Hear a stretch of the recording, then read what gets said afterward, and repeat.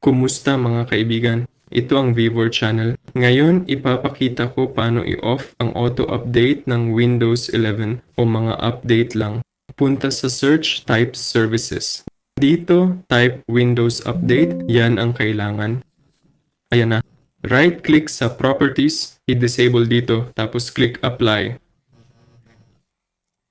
Sunod, buksan ng Run, type gpedit.msc.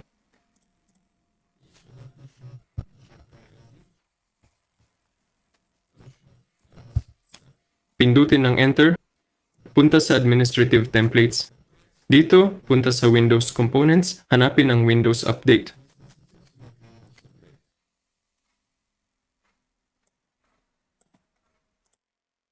Buksan ang folder na to. Dito, hanapin ang control sa Auto Updates.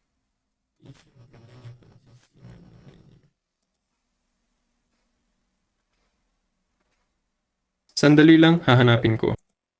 Nasa Management User Experience folder pala. Pasok tayo. Dito pwedeng pumili ng standard. Punta tayo rito, click Edit. I-click ang Enable dito. Piliin Notify for Install or Auto Install, tapos click Apply. Yun lang yun. Si Vivor to, like at subscribe sa channel. Ingat kayo. Good luck sa lahat. Paalam.